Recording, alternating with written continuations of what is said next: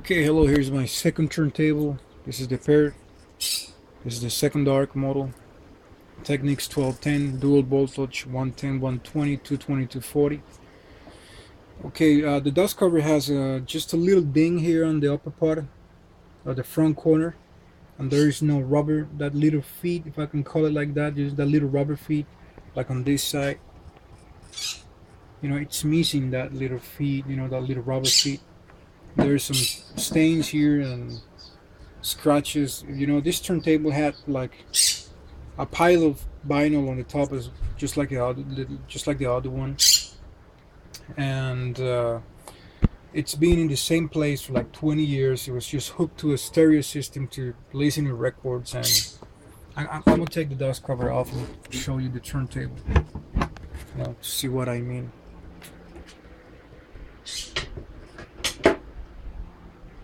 Okay, this is a dual voltage, as you can appreciate that. You can see that, and the power cable and the ground cable spent a long time underneath the feet, the back feet, and there was a lot of pressure there for years. So, just like the other one, both of the ground cables were completely ripped off, and so I have to cut them, size them, and put them back together with heat shrink tube and electrical tape. So, I did the same thing for both ground cables. As you can see, the ground cables are good. So they come with the prompts, those nice heads and things like that. But I had to put him back together, to extend its life, and protect him for future damages. And I did something similar to the power cord. I put a little bit of electrical tape here to cover up a couple of rips. Not like the other turntable that I had to put some shrink tube and things like that, but none of them are completely ripped off, or the inner cables weren't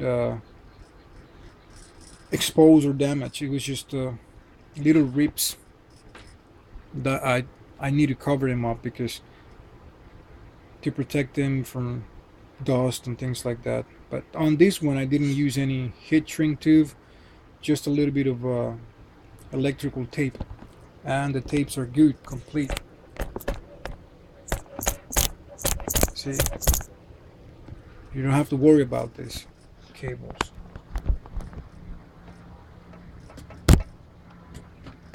Okay, let me plug it in. And the RCA cables are good, great shape, really nice.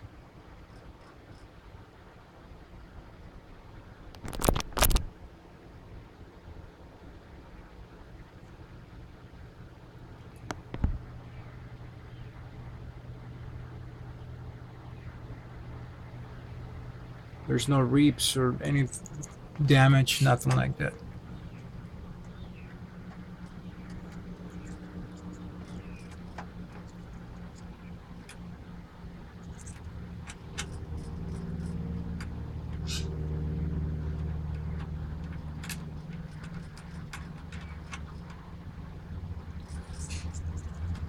Okay, I'm going to use a needle,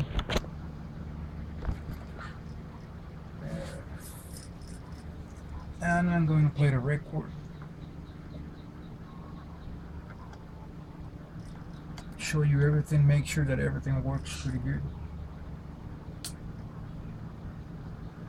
Let me balance this out, let me put a little bit of weight.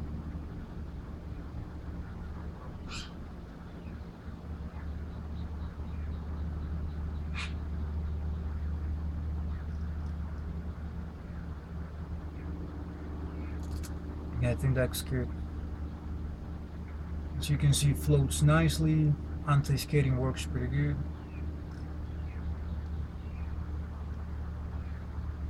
Okay, let me put some weight, at least. I'm gonna put 3 grams. Let's go with 3 grams. That's it.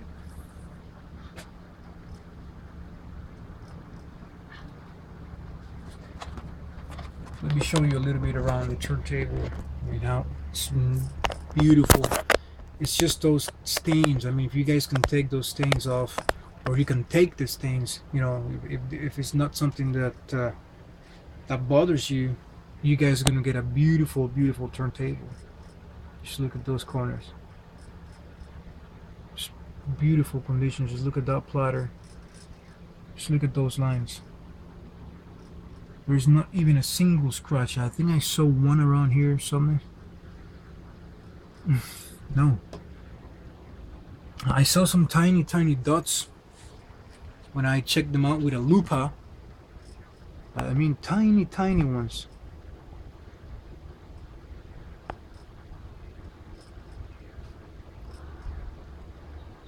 Just look at that. Look at that peach. Sleek, nice. Just stains, a bunch of stains. They appear naturally through the years. When you have a turntable, mostly on these dark models, when they're exposed to the daily use, when you put them on your, when you set them on your living room and things like that, and leaving them exposed for years, like in this particular case, they've been exposed for like 20 years. They tend to get like that, even when you put them in cases for years. I keep on telling the same thing in the videos, but it happens. I mean, you put your turntables in a case for 20 years, the rubber and the rubber pleen or the rubber cabinet and the plinth, they're gonna stain kind of like whitish. I've seen that before. So it's just a common thing that happens to most of the dark models when you have them exposed or in cases for years. I mean, I'm talking about 10, 15, 20 years. Okay, let me just turn it on so you can see that everything works good. Let me turn on the speakers. Let me show you that corner over there, and the serial number, as you can see,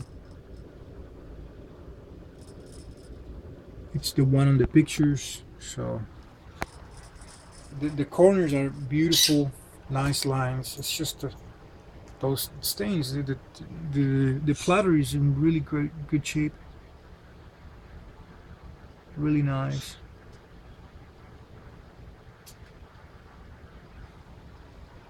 Original light. Turntable has not been molested or anything like that.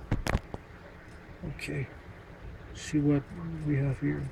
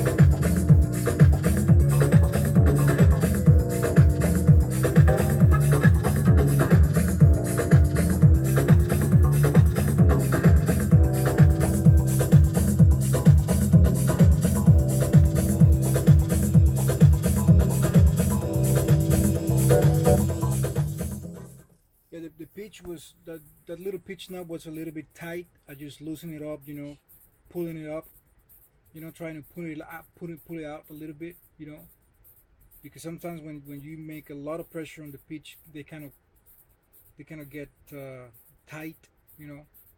So I just, as you can see, because I was having some trouble moving the pitch, so I pull it out a little bit, to release that pressure, and it's working perfect now.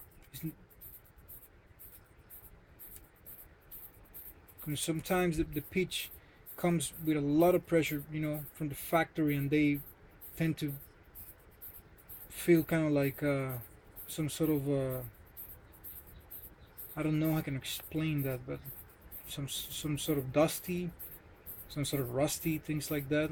Like there's sand around here or underneath here, or sometimes it's just this little thing here. This is the old one. See, this is a vintage one. The new ones has like a rectangular one, a square one. I'm sorry, like a big one. See, these things don't make the movement of the pitch as nice, as smooth as you really like it. So don't put a lot of pressure. Pull it out a little bit. So it'll be smooth. See that? That happens in the turntable. That's normal. There's nothing wrong with the pitch. I mean, I'm sure the pitch has never been used. I mean, this turntable was used by a record collector just to listen to records.